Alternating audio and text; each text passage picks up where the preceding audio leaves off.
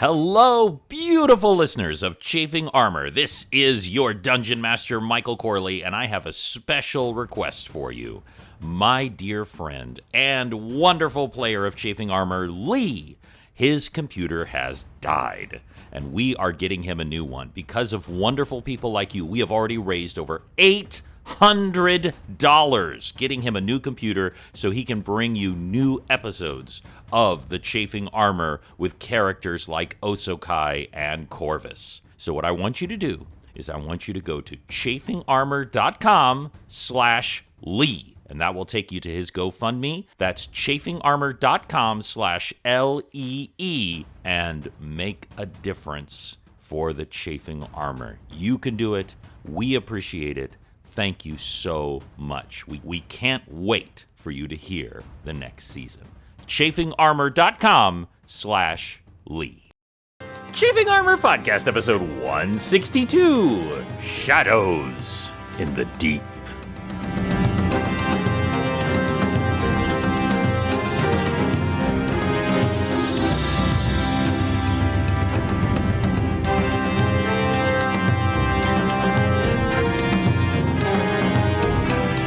Welcome back to the Chafing Armor Podcast. I'm your irascible Dungeon Master, Michael Corley, and with me tonight is Lee. Lee, tell us who you will be playing. Oh, I'm back to being Lee now. Okay. Lily. G'day, everybody. My name is Lee, and I am playing Corvus Dragonchoked, the were-raven with some issues currently going on. Got a few things. And also with us tonight is Dare. Dare, tell us who you will be playing. Howdy, y'all. I am Dare, and I am playing Tix Birchmanson, the mighty paladin of Garl Glittergold. Wonderful and indeed. And also with us tonight is Izzy. Izzy, tell us who you will be playing. Hi, everyone. My name is Izzy, and I will be playing Marizi Mugra, half-orc barbarian who also has issues, but is being a big girl about it. That's right. Got on her big girl pants. Possibly a mermaid tail, but we'll see about that another time. And speaking of mermaid tails from the amazing art from last episode, y'all should go and check that out, is Riley. Riley, tell us who you will be playing.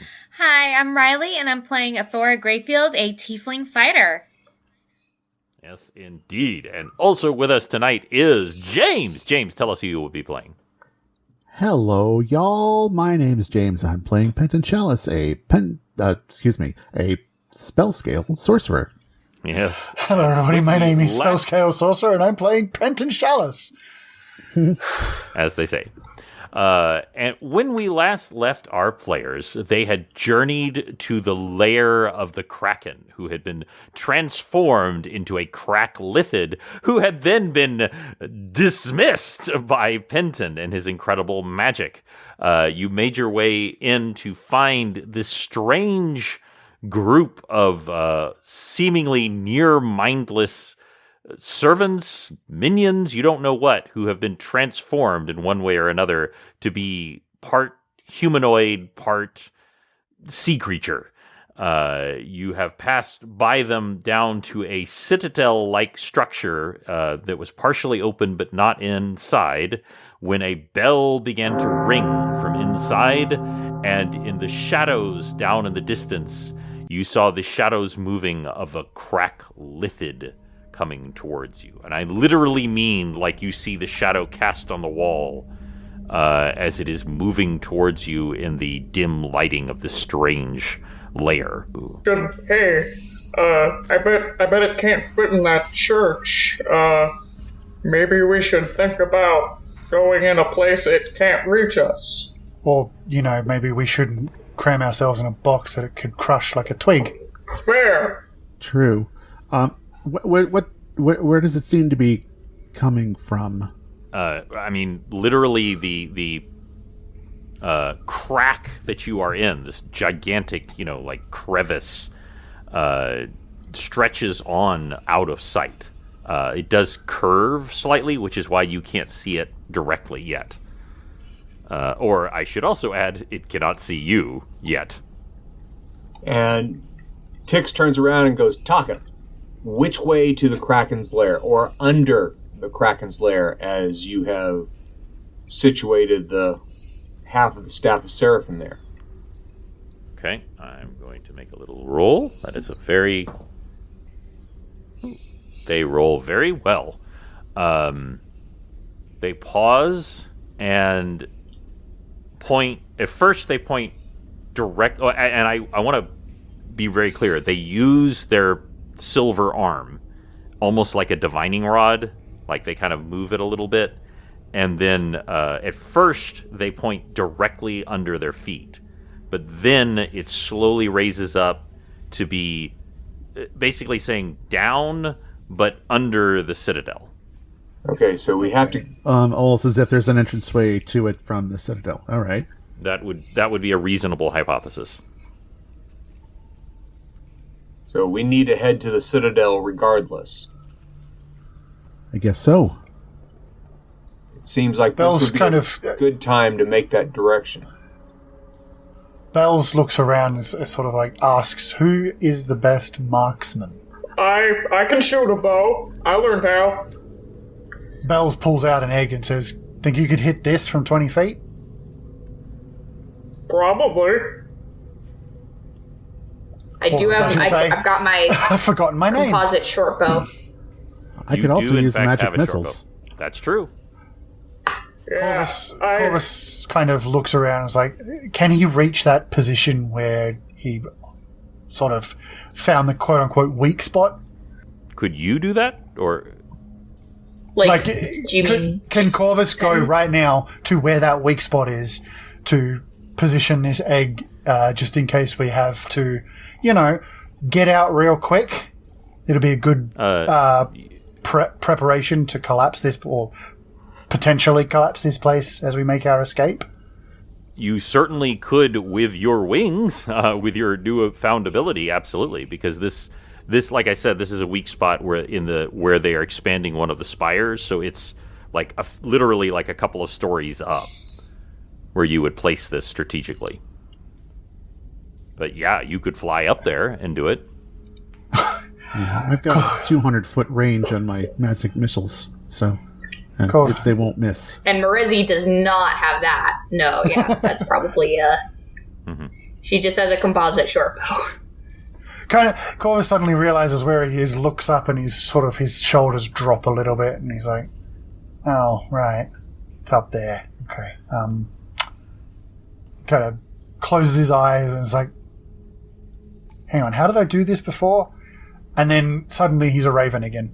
And he's kind of stumbles, like you watch this big giant raven kind of stagger and stumble a little bit as his center of gravity rapidly shifts, and then just kind of wings sort of flash out and kind of flutter a bit, and he's like, and gather and then start flapping and awkwardly flap up to the location where he wants to put this thing, and just kind of alights there, and suddenly he's back to his human form again, and you can hear like the echo is just like, I'm never gonna get used to that. And he places the egg in a position where it's like sort of calls down to Penton, can you see this here? What about here? Where can I see it there? I don't know. Can I see it there? DM? Yeah. No, I'm sorry. I misheard what you were saying. Yeah. No, you can see it. It is a visible target, and if you shot a magic missile at it, it would hit, because magic missile doesn't miss. So Bell's Corvus kind of tries to find a spot where it's going to sit, and sort of looks at, then sort of pulls out. Wait, what did I carry this with me? Please tell me I carried this with me. Please tell me I carried this with me. I did. I don't know why, but I did. He sort of pulls out a lump of soap and chops off a bit and sort of molds it into like a little stand that he can put the egg on, and just puts the egg on it like a little plinth. Mm-hmm. So it doesn't.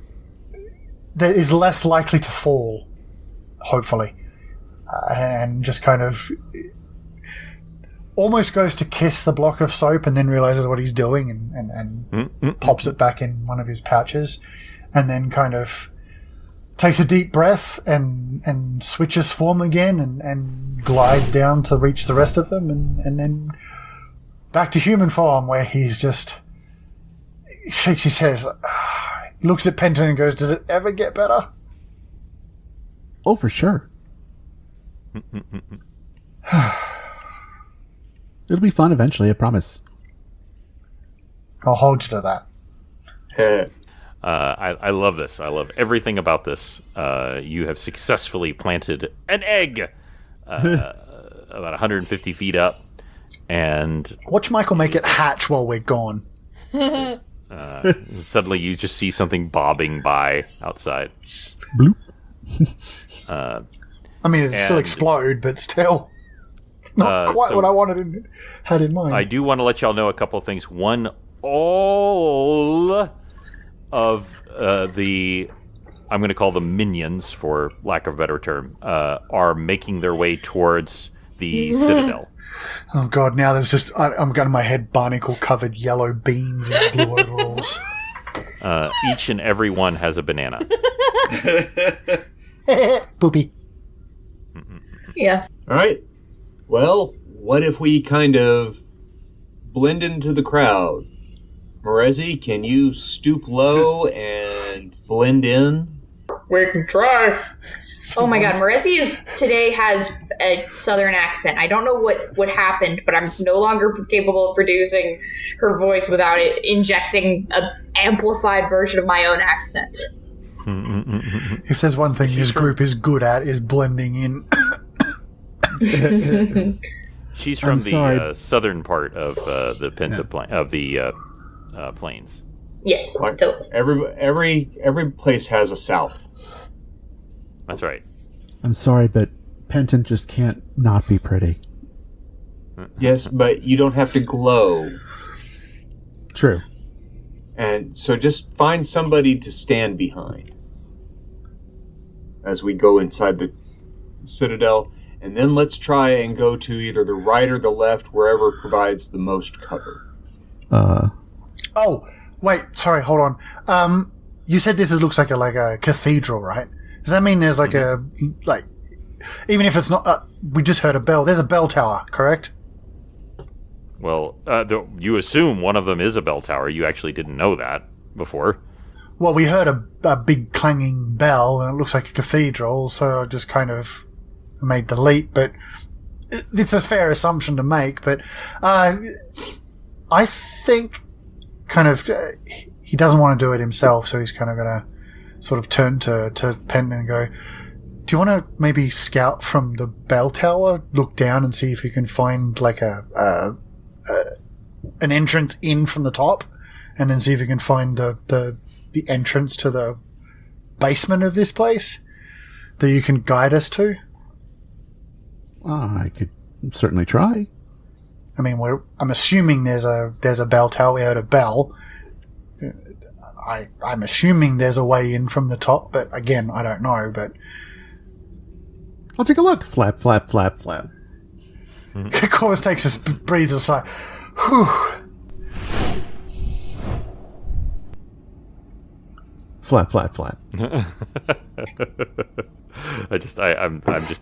I'm already adding all of the sound effects. So what are you looking for, Penton? A bell tower, I guess. Or, just any of the towers. If it's a tower, it probably has stairs down. The tower. Rapunzel. So you absolutely find a bell tower. Now that you're looking for it, you weren't looking for it before. Now that you're looking for it, it is there, and there is a bell inside. It is a carved, gigantic skull, and you actually don't know what kind of skull it is. One, that it's been literally carved, but it is very large, much larger than you. You have no idea what it's made of, that it would ring like a bell. Metal, I guess. Yeah, it could simply be coated with metal, but it looks like a skull. Gotcha. But yes, you do actually see it, and you see one of the minions who has been ringing it. He's hunched over and everything. Okay, of course. Of course. Has a hunch? What hunch? He'll alight onto the edge of one of the openings to the tower and assume that this guy's not going to pay any more attention to me than anybody else has, and look for a way down. I'm assuming there's some sort of hatch or something that leads to a ladder or what have you. Before we realize this guy's only purpose is to sit up here and ring the bell. There's no way down. He just lives there. He just eats fungus that grows on the wall, and that's his job. But no, there is a spiral staircase down. Okay. Penton's just going to casually start heading that direction, and pretend he's blending in, even though he can't. And like I said, just to assume this guy's not going to pay any mind. You walk right past him. Doop doop doop. He does not respond. He does not react. He does not do anything. He does keep ringing the bell. Okay, so imagine that's loud. It is very and loud. just take 6-7 steps at a time, just kind of leap gliding down the stairs. Speed things up a bit. Okay. You leap glide down the stairs, and you come into sort of the main area. There are no seats, as you would see in a normal cathedral. There is a huge open area, and it is filled with statues. Statues dedicated to krakens. Just, different sculptures and different shapes of krakens. Okay. And it is very upsetting because they are all in different states of transformation. Some of them essentially look like classic krakens with the squid form, and some of them look like H.P. Lovecraft things. And at the other end, where you would normally see the altar of a cathedral, there is simply a massive hole in the ground. And there is the tiniest tip of something sticking out of that hole. And whatever it is massive, much bigger. I want to be very clear, much bigger than the Kraken. It is a fleshy appendage of some kind that is just barely sticking out of this hole. Wait, so there are krakens, basically being turned into cracklipids in here, There are statues of krakens. Statues, okay. In various states of transformation, but not into cracklipids, as far as you can tell. Just transformed into other things. Huh. And sorry, I don't actually think I'm here. I just want to make sure I'm... So, okay, it's lots of statues and a fleshy limb sticking out through an opening. Mm-hmm. Interesting. There seem to be any other ways out other than the main entrance, leading to other chambers or more stairs down or anything like that I can see? You do think that there is a back area, essentially, where, again, a normal cathedral where the priest would get ready type place. Right. But you don't see anything that looks like a staircase down or anything like that. Okay. But otherwise, it just seems to be clear and everybody's just doing their thing, making statues. Yep. Okay. I guess Penton then will leap from the upper end of where the stairs, or where the spiral staircase, pops out from above and it opens up into the room below, and just kind of leap off and glide over toward the door, the main entrance. Okay. Perch on a chandelier. y'all see Pinton appear out of the front door, a tiny form over this huge. You do have to yours is very slight. You can move through the door without moving it, because these servants have been moving through it. You kind of slip through, and there you are. Okay, I'll just kind of signal. Hey, come on over. Hey. Okay. I come over. Does anybody Everybody, listen? yeah. Just Tix will make that frantically way. flailing his arms. Hey. And, as they're walking along, he'll whisper to Taka, "Is this the right way? Do you know of another way down?" He kind of like pauses again for a moment, and he goes, "It's directly below us." Yes, but I don't. Do you know the way down? Well, I made the structure that is below this, but I didn't make the Kraken's lair. Ah. So, I know that it is below us. I know that it is, but I didn't make any of this right here. Did you make access for the heroes? You planned out but the heroes would have accessed it through my wonderful and amazing maze and adventure and conquest and all of that, gaining experience as they go till finally reaching the final prize. The idea that they would never actually reach the Staff of Seraphim, and that has all utterly been collapsed and claimed by the sea now. All right. So it's below us. That structure is below us. So Pen's still waving his arms. Hey. Tix heads towards Pinton as quickly as possible. Okay. Resi also, yes. All right. I would like. Would everyone just rattle off to me their wisdom, real quick? 11. That's a +0. Uh-huh. Tix has a 16 plus 3. Uh-huh. Athora, Penton's is 8. It's a -1.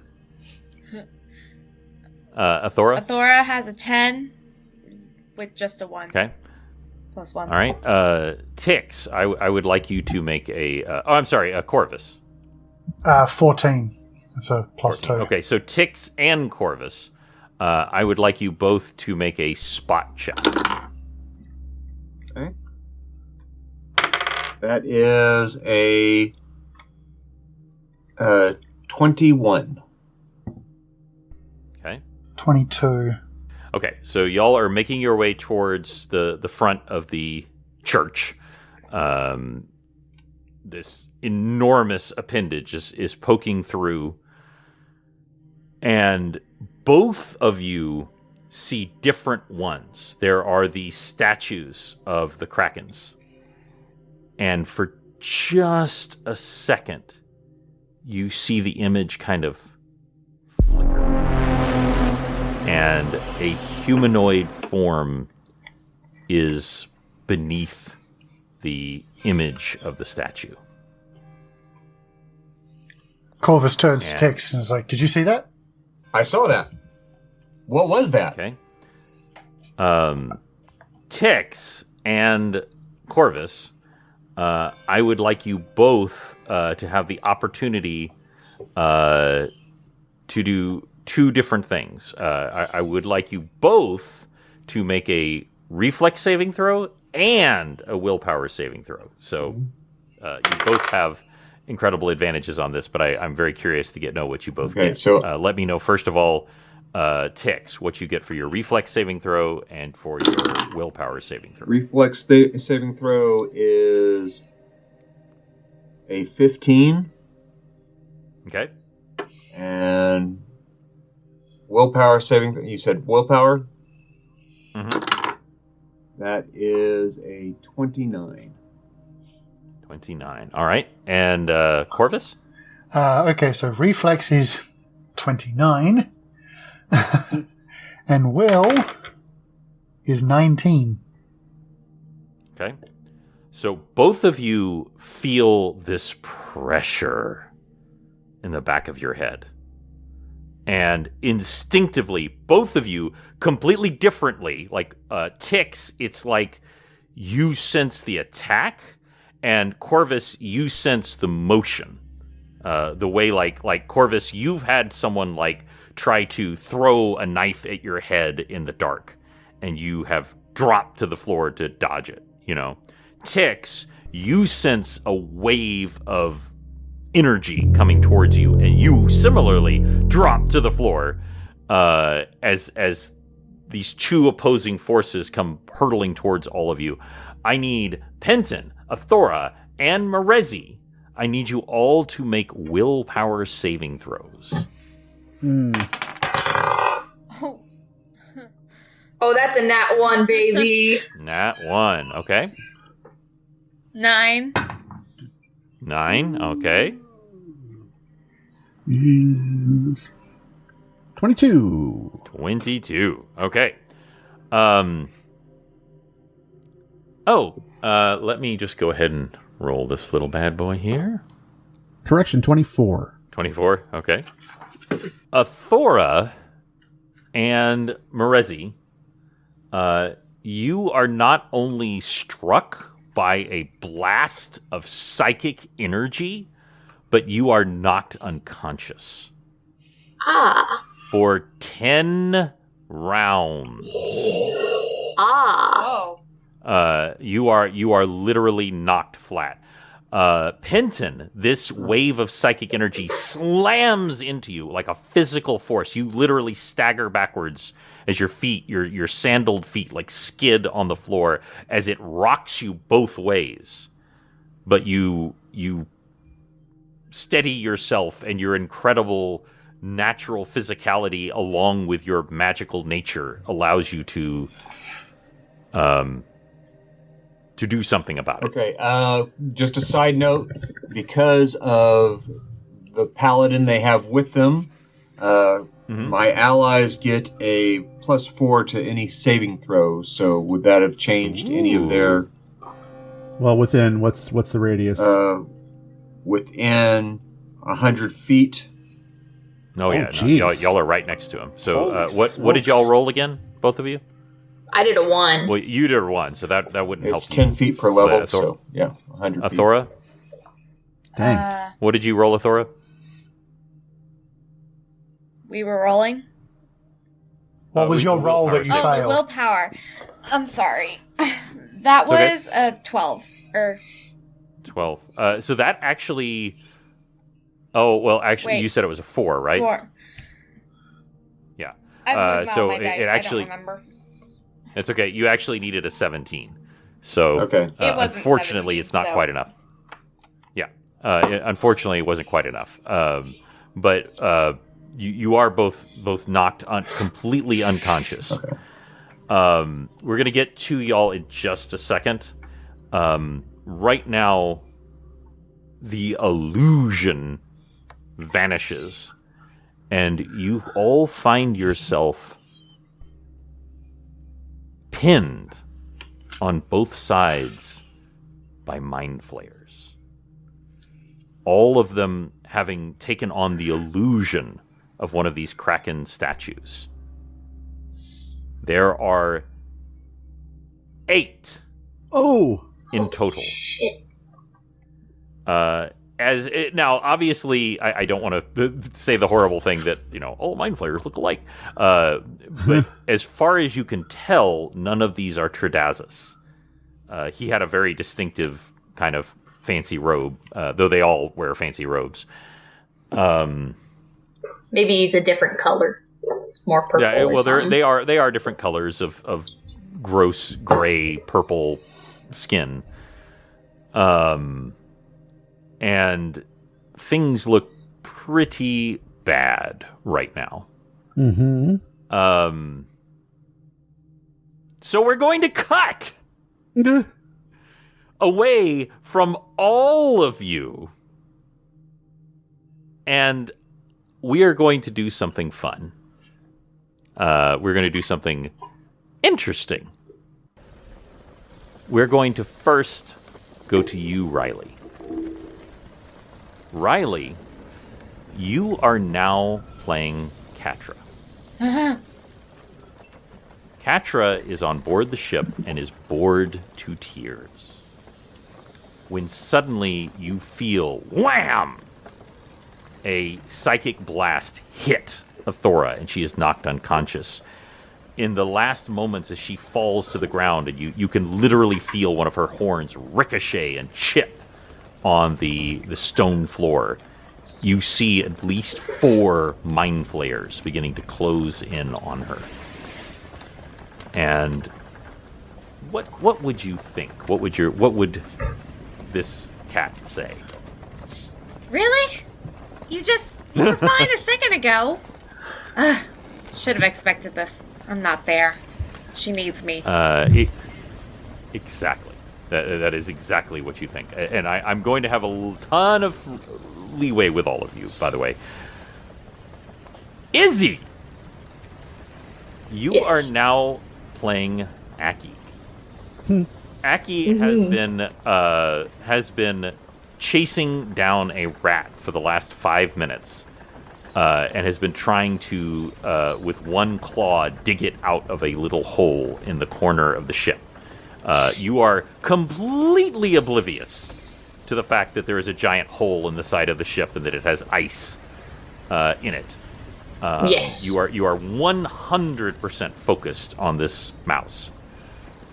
When suddenly you feel a blast in the back of your lizard brain, and you can tell that Merezi has been knocked to the ground and is unconscious and in danger. What would you think to yourself out loud? The being who feeds me is in danger. This changes things. Have we ever established if Aki is magic or anything? Like you have no idea. You have all you know is that Aki is smarter than a regular lizard, but not like super intelligent. And you know that Aki was directly given to you by the lizard god. Gotcha, yeah. It was put into your path by the lizard god, but you do not protect my interests. Anything. That's all Merezi knows.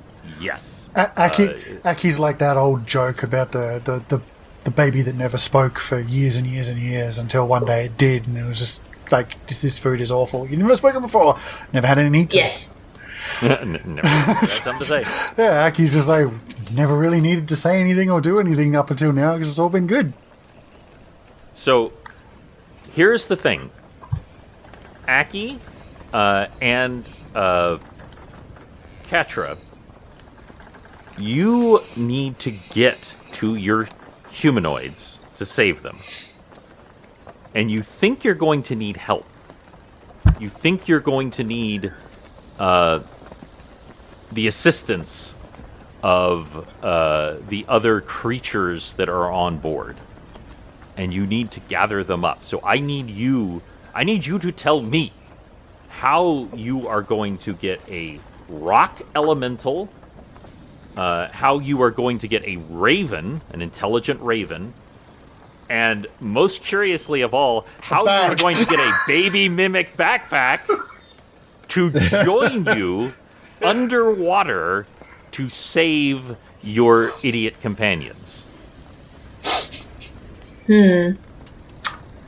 Aki is as established. Aki is basically imagine a red tegu, but the size of a Komodo dragon. I think she's going to walk up to the rock elemental and just kind of. How big is the rock elemental? Probably the same size. Slightly. It's actually nearly the size of Tix now. So it's like. Oh. It's about 2.5. It's about 2.5 feet tall. Obviously, it's very solid. But it is about 2.5 feet tall, and right now it is sneakily eating the sword of one of the sailors who is not paying it, because obviously they're more working on repairs right now. It is literally sitting there and just chomp, so eating the sword. I think Aki is going to let out sort of, the closest thing a reptile can do to a noise, sort of a low rumble, like an alligator who's venting its heat. Just okay.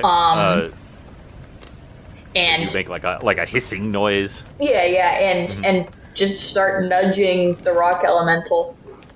Okay, and Dare, I would like you to embody this rock elemental, Felzik, right? Or Yeah, do I get it wrong? Felzik. Yeah, Felzik. You hear Aki speak to you for the first time, by the way. What would Aki actually say if Aki could speak? We are needed below the earth. Ah, the earth. I can find good things to eat during the earth. And But the water literally- specifically. You literally can feel the minerals far below you. They call to you as they always do when they are nearby, even though they're not super nearby. You can feel the minerals and the precious rocks below. Help us sink, creature. Sinking is easy. But what about the others on board? What about my master's, my caretaker's, the other side, the other one, the one that he spends more time with when he's not feeding me? Can you speak? Speak to it. I can speak to it, Would but their language is so primitive they cannot understand my higher education. perhaps we can push her off the boat. That might work, but she is a of the ground dwellers, similar to my master, my teacher, my friend, and they are rather stubborn and don't move easily. We're both pretty big. We can We can try. move them. We can try. We can go At push. this moment, in the crow's nest, ironically, Afiel, what has Afiel been doing this whole time? Probably looking for fish and keeping tabs on her master and empathetically, because they can maintain a link within a mile. So unless he's gone real far away, they can kind of keep tabs on each other. Yeah. I'm assuming at this point this is where she senses a great deal of fear from him. Yes, this is the one. He is right at the limit of y'all's. You can feel the edges of your connection beginning to fade, and that's when you get this boom of attack coming, and then this flash of oh no, as the 8 different mind flayers reveal themselves, and you look down below and you remember the various useful items potentially inside the backpack that is sticking to the wall. Mm-hmm. And you wonder if it might not be useful to bring that with you. Yeah, that sounds like a good idea. Although she really can't carry it; it's a little big. Nope. But she knows somebody who can, and I think I don't know if she's paid attention to enough to what then Bell's now Corvus has how it's treated, how they've treated the bag. I don't think anybody knows. He's done his best to make sure no one can see him whenever he does it. Okay, I kind of Yeah. figured. But I like to think that Afiel knows, though. Even if honestly, if even Afiel has not told Benton that Afiel has noticed. Honestly, I think that would be the best thing because, I think Afiel would just like to have that secret from him, just Yeah. like a secret among friends, like companions, secondary creatures or whatever. Just I'm not telling him. This is just something I know. it belongs to the Blackbird. I'm a Blackbird. We're cool. That's right. Yeah, I got you, fam. There are some however- secrets we should keep. Yeah. However, he does know a smart lady on board that might be able to help. So she's going to immediately circle down around the main mast and head down and try and find Penton's mother. Okay. You do so, and as you are flying down, excuse me, I got to get my own name straight. Katra and Aki, would y'all make any type of entries towards this strange backpack, or would you try to retrieve it? Also Felzik. I'm just gonna follow what everyone else is doing. Okay. That is very consistent with Aki. Silent follower. But I want y'all to feel free to imbue it with any personality that you think is appropriate. Well, we should. Imbue what? Your character. Your Gotcha. Personality. Well, we should obviously bring the bag since maybe we'll need it. I mean, you all will need it. I'm amazing. My person really only needs me, but I guess I'll let you all tag along. Let's go. Let's see if we can figure out something. I'll maybe listen to your Note from a cat owner. Riley's impression of a cat is spot on. Dead. Works for me. Dead accurate. So, Afiel, you fly towards the mother, who is, and I so apologize. Tell me her name. Amelia Ravenwood. Thank you. Amelia. Or Elthaxia, if you prefer. That's her dragon name. Amelia is just very casually. It's her version of prestidigitation. And in fact, we remember Penton was able to heal the piss whistle from some of the damages that it received from little acid-spitting spiders. Oh, yeah, using mending. Yeah. However, she is doing that, but on a much larger scale, and just very casually kind of just gently waving her hand back and forth. And this gaping hole in the side of the ship is just mending itself back together. She's helping out of boredom. Yeah, literally, she's not even looking at it. She's just gently waving one hand back and forth. And the crew is like, they've got their hammers and everything, and they're like, do I do anything? Wait, what? Has anybody seen my sword? And that's when you fly up to her, Afiel. Yeah, and she will alight down at her feet, at Amelia's feet, and just start dancing like crazy and squawking and flapping. Okay. She gestures ever so slightly, and then in your language says, "And whatever is wrong, young Raven." Oh, you can. I knew you could talk. I knew it. Everyone's in trouble down there. Everybody. There's like finger-faced creatures. Finger-faced. It's terrible. That's the impression I got from my master.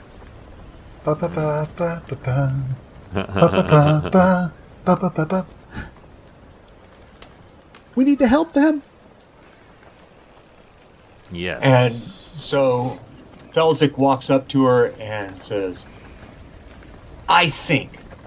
I don't think the others would sink as fast or as easily as I would to get down there to help my friend, master, companion, he who feeds me. She nods slowly. She says, well, I tell you what. I have a feeling about these things. Why don't you all just run along and head on ahead of me, since you sink so fast, and I'm just going to finish the repairs up here, and then I'll be right behind you. This is turning into an episode of Toy Story. We realize this, right? I don't trust that. Dragon looking time. at her. Felzik, Athel's looking at her with this like, what the Felzik, look on her face. Felzik pulls on her skirt again and goes, remember, mortal time is different from our time. And then he turns and he clambers over the edge of the piss whistle and drops in the water. And by the way, props to you, Tix. That actually gets through to her in a way that other things might not. Like how it might for someone who, I don't know, forgot about her child for a decade or so. Yes.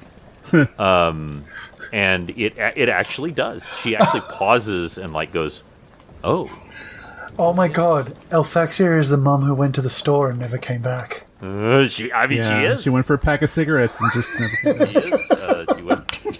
She went for a few spell components and just never returned. Y'all hear this massive, and you realize, Katra, that the stone boy has already plopped his way in, and is.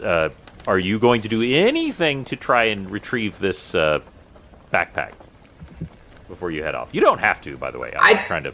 I think did Aki hear the thing about how it should be taken? Yes, because y'all can understand each other. She gently, sort of like golden retriever, sort of soft dog mouth, just sort of grabs the backpack and tries to. And she wriggles her head, trying to loose it from however it's attached to the wall. It will not come loose. It is stuck to the wall. Mimi? And you hear a sound come from it when you try to pull it. Mimi? Come with us. You absolutely understand them, little backpack. I don't know if you've given your backpack a name yet. Mimi! Oh, please, Mimi. It makes a sound not unlike some of the mice when you are about to eat them, Aki. April's dancing around saying, "Why can't I swim? Why can't I swim?" Come off the wall. Is it like stuck like suctioned on there, or is it like It's magic. like You can't hanging? tell if it's suction or magic. You have literally seen distant bells put it on the wall and say something, and then it sticks to the wall. Ah. Afiel notices the lizard helplessly pulling on a bag on the thing, and she says, "Oh, for goodness sake, flap, flap, flap," lands on the bag and says the word. Okay? You say out loud, "Edro." And, Pedro, that's right. and immediately the bag falls off and plops to the ground. And tries to eat Afiel because it didn't stroke his head. Well, here's the thing. I do want to make this, and you are suddenly more animate, more aware. You've been living in construct time, where time doesn't bother you the way it bothers other people. But suddenly you are more aware of everything around you.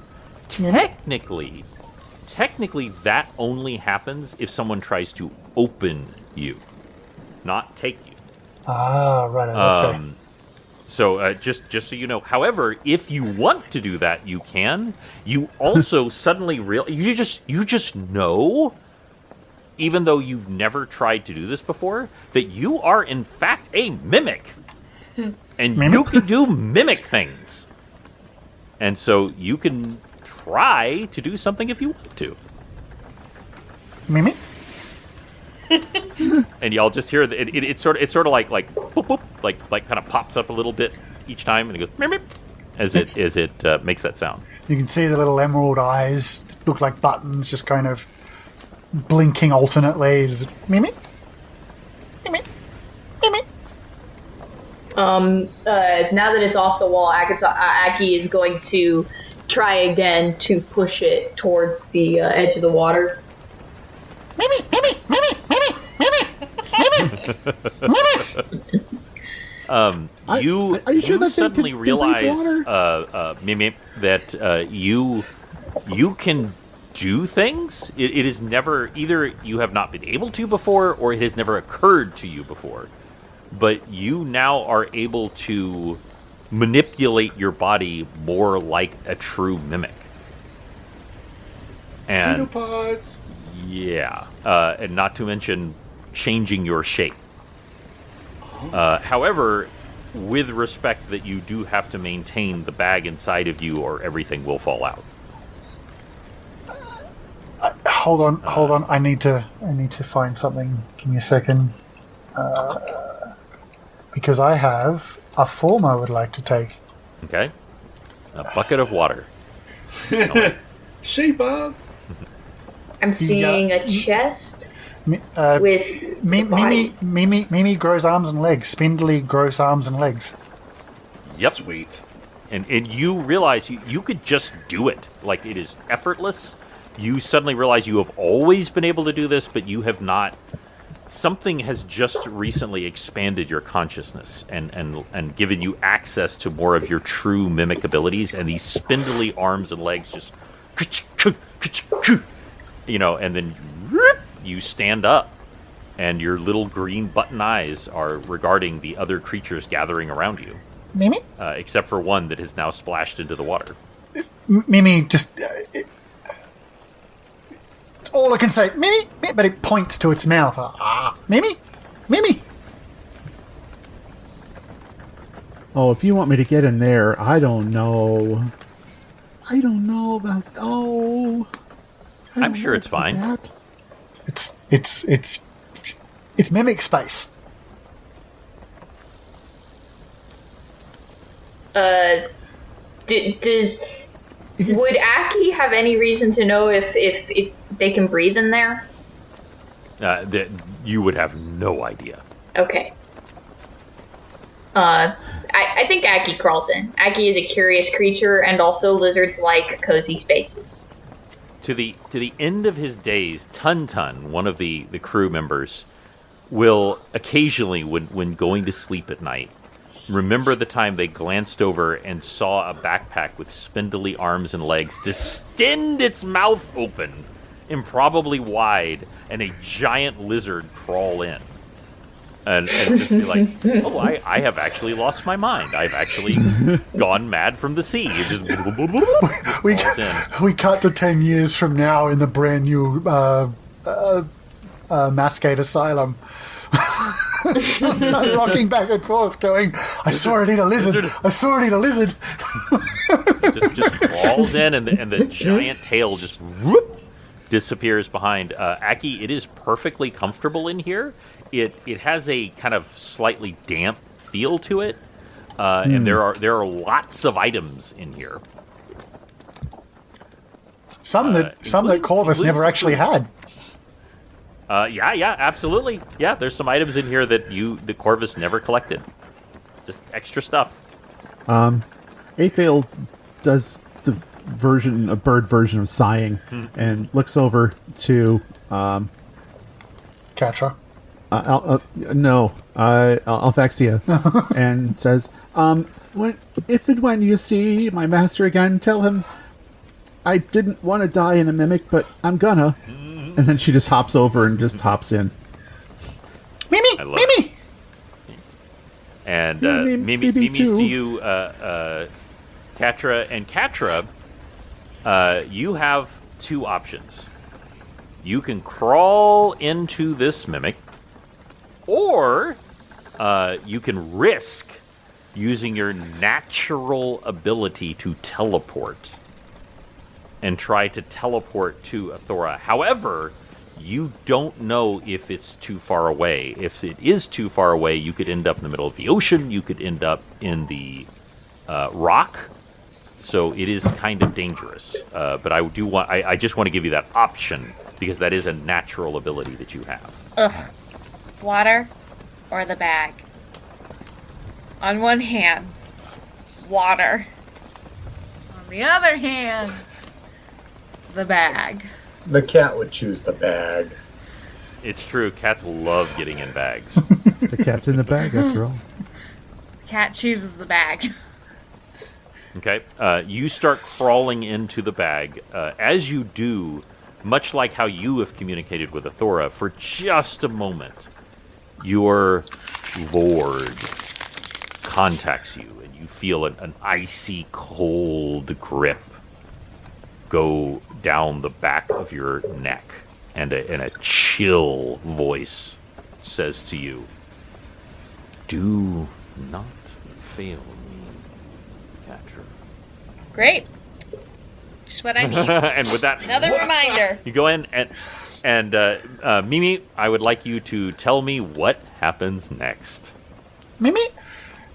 Mimi takes a massive breath in. She doesn't need to, she does anyway. She takes a huge breath in, and then her mouth seals. Like, fully seals. Like, they're just... Until it opens, you can't get out. It's mimic space. And with Mimi turns, looks at Tun, gives a salute, Mimi, and then topples backwards off the boat. I would like to say in canon that another different mouth, since the top has sealed, opens up and goes, Mimi, and then jumps off. And Tun actually lifts a hand slightly up and waves slightly, and then says again, has anybody seen my sword? As there is just a second splash into the water, and that's where we'll end! Chafing Armor 162. Great job, everybody. Woo! Your Dungeon Master has been planning this moment for almost 2 years, and y'all wildly exceeded all of my expectations. Fantastic. I love it. I love all the choices you made. I'm going to have, this was more for flavor and for roleplay, I'm going to have actual stats for y'all at the next episode. It's going to be very important. Okay. But we'll get to that next time. But until then, thank you all for playing. Thank you for not killing us. Thank you. Yeah. Mimi. Make sure and check out any art if anything gets drawn of Mimi or any of these crazy cats. You can check that out at chafingarmor.com. Thanks for listening, and until we talk to y'all again, we will roll with you soon.